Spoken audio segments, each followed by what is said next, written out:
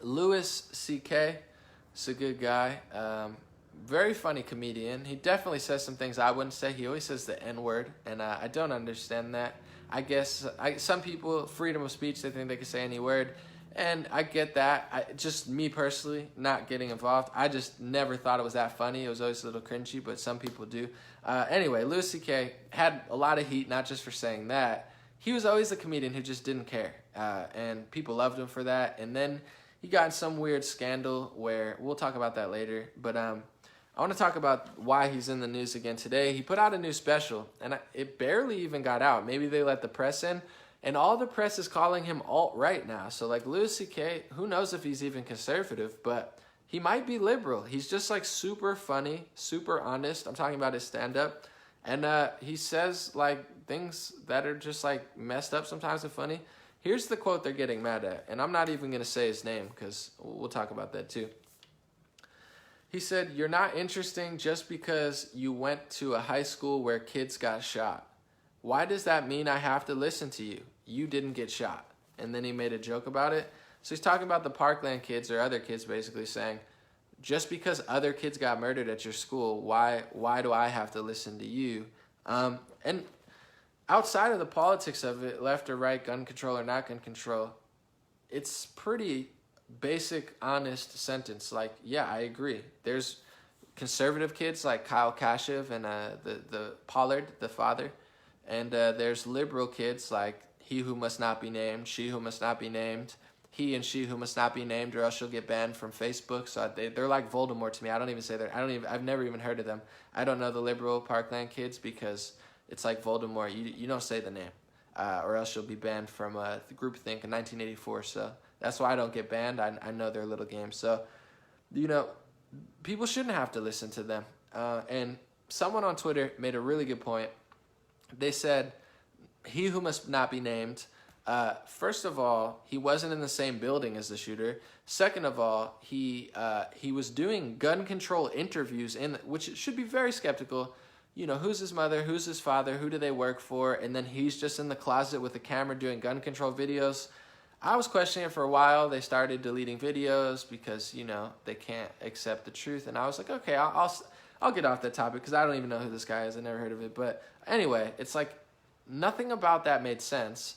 But just because he was there, now he's right just because he's 16 and you can't question a 16-year-old. It's a media trap. They use women and children as a shield and certain minorities, because then if you attack them, we got to ban him now. He's hating on a 16-year-old. No, you're taking your sick, disgusting agenda, which doesn't help anybody, and you're using it through a 16-year-old. So then if you have it, now he's 18 and going to Harvard, whatever, now you can't question it because then you're attacking the young kid. It's a genius Hitlerian strategy. It's a genius fascist, completely psychopathic strategy. And for that, congratulations to the liberal left-wing mainstream media. I see what you're doing.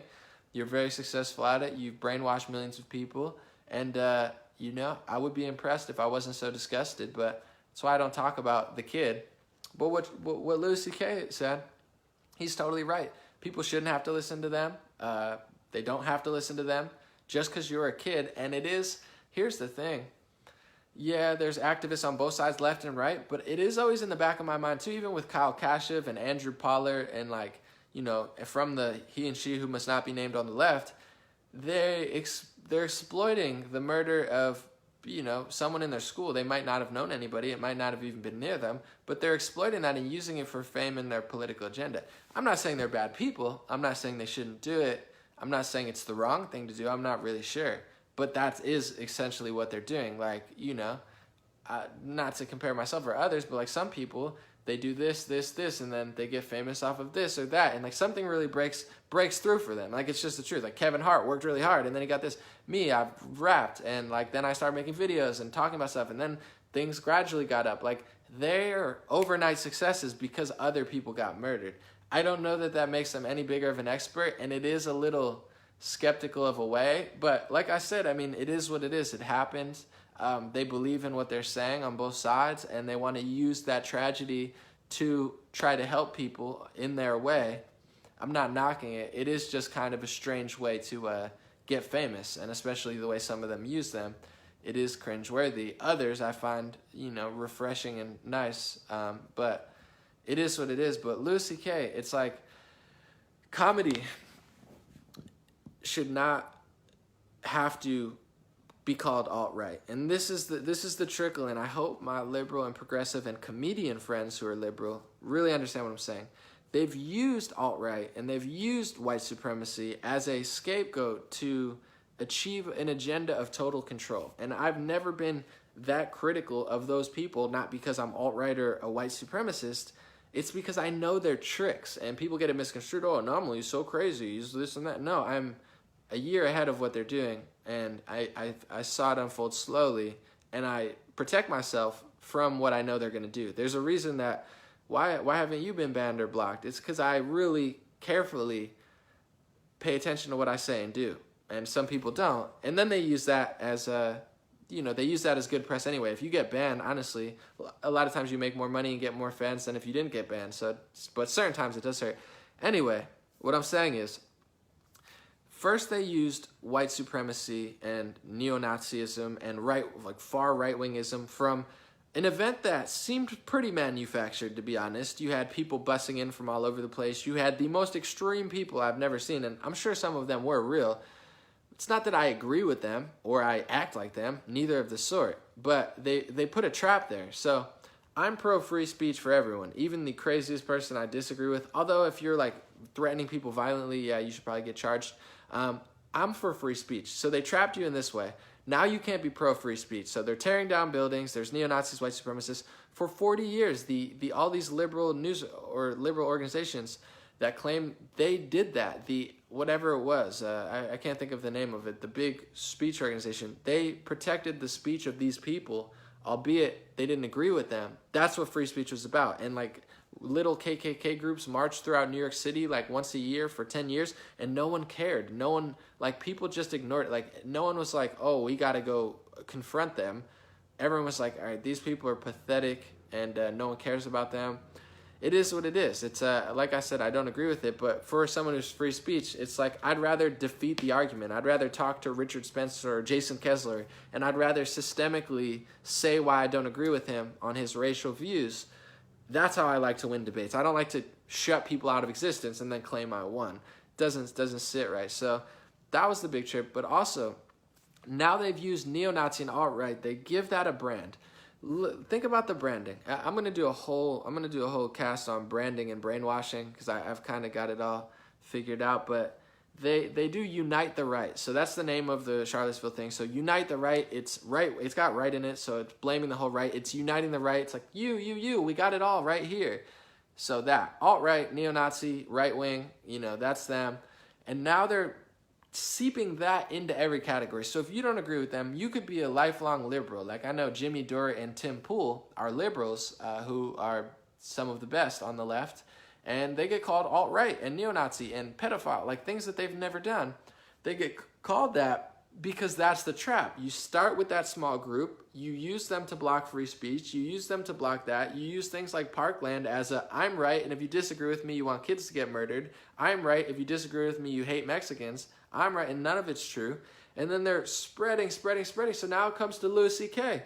He has nothing to do with the alt-right. He has nothing to do with the right wing. I've never heard him say a conservative thing in my life. Maybe he is, and that would be fine, but I'm guessing he's probably pretty standard liberal. But that's what liberals used to do. Liberals used to be the one making all the crazy jokes. And conservative Christians, and I'm not blaming you guys, but back in the 80s, it was like, oh, you guys are saying too much. And some of it's probably true. They were. But the liberals were like, freedom of speech. And conservatives were like, yeah, you're right. And then it all worked out. It was all love. Now you have liberals who were once pro-free speech and saying whatever you want, calling Louis C.K. alt-right because he made a joke about Parkland and didn't say what you wanted him to say. They are control freaks, and I don't care. Hopefully people are listening and haven't tuned out. I don't care if you're a liberal or progressive, but do you understand what they're doing? They're doing this. Oh, Louis C.K. didn't agree with us? We're going to ruin his life. Because he didn't agree in the joke that who knows if he's even conservative. It's just what he said is basic truth. Now you're calling truth alt-right. maybe they're trying to say the right wing is actually right because they throw out, oh, you agree with Trump on this, yeah, because Trump's right. You agree with this guy on this, yeah, because he didn't lie. You know, it's like just because I say something and someone else says something, I like water, they like water. Oh, well, he's alt-right. Richard Spencer likes water too. Well, it doesn't mean that everything that this guy says is wrong just because he's alt-right.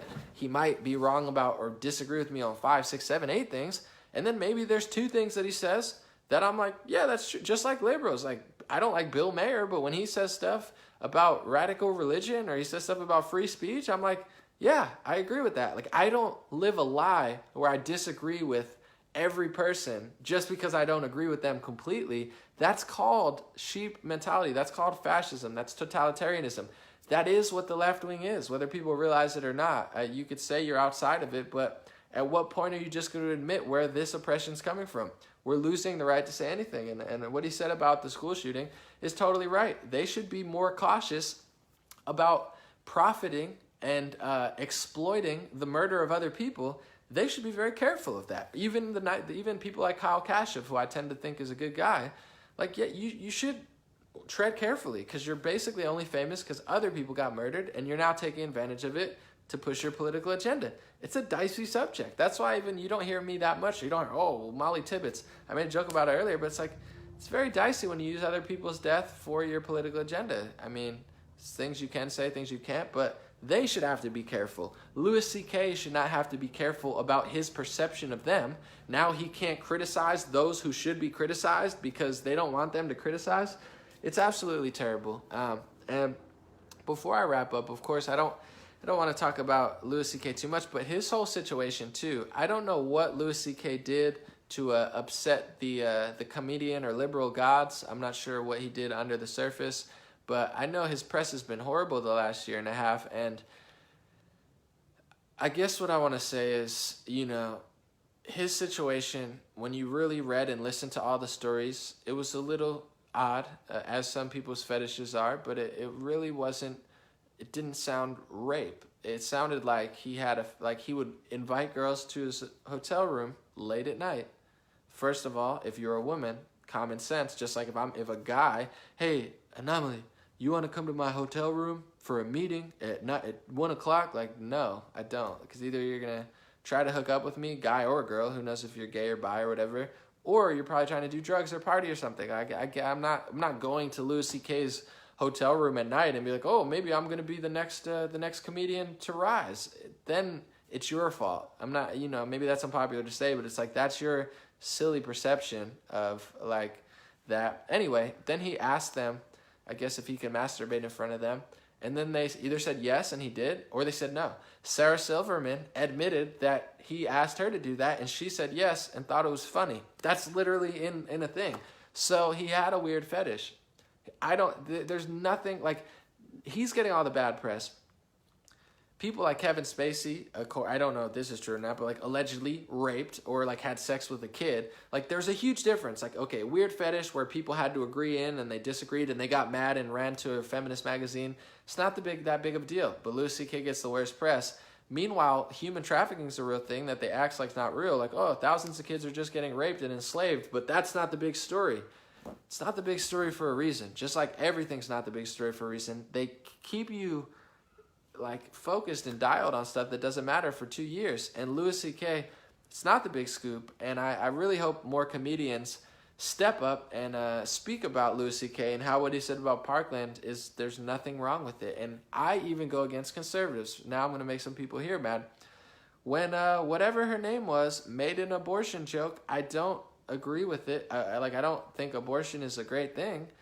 But she's allowed to joke about that because comedy, you can kind of joke about anything. I heard someone joke about something I thought was super messed up, and I thought it was totally not funny. But it is what it is. You don't have to book her. They didn't book her this year.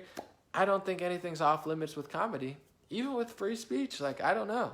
We start censoring all these things. Some things are just true, and people don't want to talk about them, like certain stereotypes. Obviously, not everyone. You have to understand not everyone does certain things, and certain stereotypes are wrong completely. But there's also an element of truth to certain things that people say. Like when people make fun of white people in a funny manner, I don't say, oh my God, take that down, that's mean. I laugh. I think it's hilarious when people like dancing all funny and stuff. Like, I think it's really funny. People make fun of white people. I think it's funny when people make fun of Hispanics and black people, and it's humorous. I'll laugh.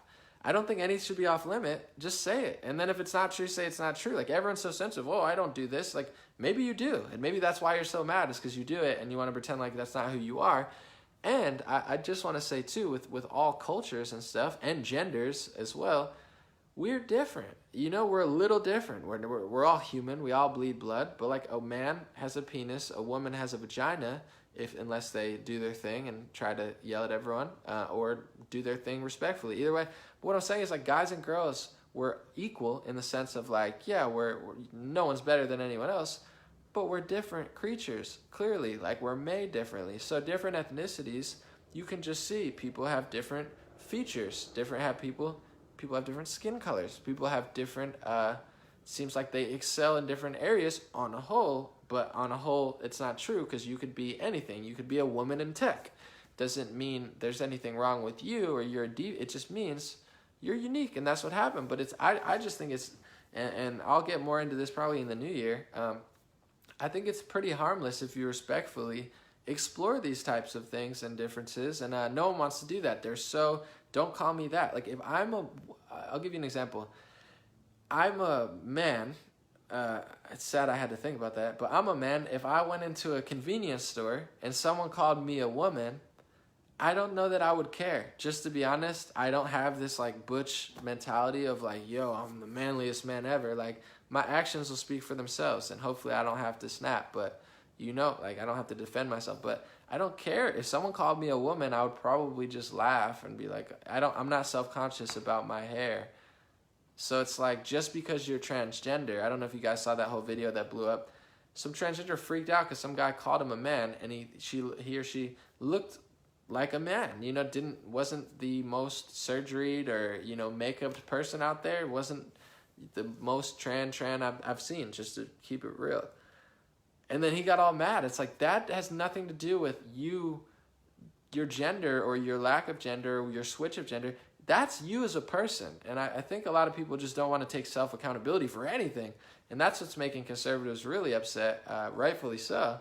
It's like, I don't care if you're black or you're white or you're trans, but like, it doesn't mean you could be a piece of shit person and get away with it because you're the flavor of the month. Like, it's not how any good society should run. And I don't care if it goes against white or black. Like, that doesn't make sense to me. So I'm going to explore differences. I'm going to explore similarities. I'm going to explore outliers. But these types of conversations need to be had. And comedy is one of the last bastions of free speech. Louis C.K., Kevin Hart, all these people, whether I agree or disagree with them, the fact that they're going for comedians now and calling them alt-right because they made a joke about Parkland, and it wasn't even like, he didn't even specify. He could have been talking about Kyle Kashuv, who's a conservative. Like, he didn't even specify the liberal kids. He's just like, but everyone knows who the most annoying kids are and the most dishonest and the most snake-like little, liars are. Like, people know. Louis C.K. knows. He's not dumb. He has a television. You think liberals aren't getting sick of this stuff? You think progressives aren't getting sick of this stuff? You think every single American, even the most liberal American, aren't getting sick of turning on CNN or MSNBC or NBC or ABC or SNL or any show and Oscars? You think everyone's not sick of this stuff? Because I talk to liberals too, and everyone's sick of this stuff. Either they're sick of it because they know what you're doing is wrong and it's disgusting, or they're buying into what you're doing and they're physically getting sick. Like, I've talked to people who are like, yo, I'm getting sick because I'm watching so much CNN. I know it's true, but I'm getting sick. Like, it's because you're watching pure sickness. You're watching pure delusion and dishonesty and a total fail in ideology and the opposite of freedom. They want to take your taxes. They want to take your First Amendment. They want to take your Second Amendment. They want to take your right to feel the way you feel even when it's right. They want to take more money. They want to take properties. They want to... Everything is just take. And it's not cool. It's not liberal. It's not woke. Everyone's sick of it. I know comedians know. I know celebrities know. Everyone's backed in the corner and they're afraid to say something. But start being men and women out there. I know some celebrities watch me. Like, I don't know if you watch me on here or other things. But like, and I'm not saying you have to go ruin your whole life. Because I understand if you have a family and kids and you have a show or something. I'm not saying to like, you throw it all away. But like, someone's got to, it's like maybe it's not you, but like someone's got to be the legend. Someone has to be the Kanye of the month, or just come out and say it. Like maybe it's Louis C.K., maybe it's Nick Cannon. Sometimes I don't agree with them at all, but just say it, and I'll say my piece, and hopefully I'll get in more places like Joe Rogan Experience and such, where I could say it to a large audience. And it's not because I need the attention or anything, but there's a certain message that I don't hear being said, and anytime it's slightly said, people like take it in a direction that's for them, but there's a certain narrative that's not being talked about, and I'm gonna do my best in 2019 to spread that. Thank you guys. Have a good night. Have a good New Year's. Have a good 2019. Buckle down. Stay focused. Stay blessed, and just do what you want. I started, just to keep it real before I leave, I started intermittent fasting, I guess, and I stopped eating bread for like 3 days. I haven't felt tired remotely, and I felt better than I felt. I don't know if I'm always going to do this, but I'm like, wow, I have more energy just learning about how bad certain foods are.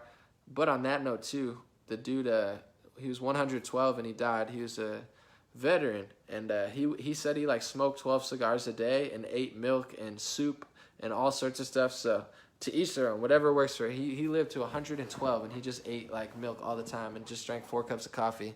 That dude is lit. Richard Overton, rest in peace. But I feel good. I'm trying to hit the 2019 good, and I'll make sure if I keep doing intermittent fasting, I'm gonna keep talking about it like an obnoxious vegan that just won't shut up about it. All right.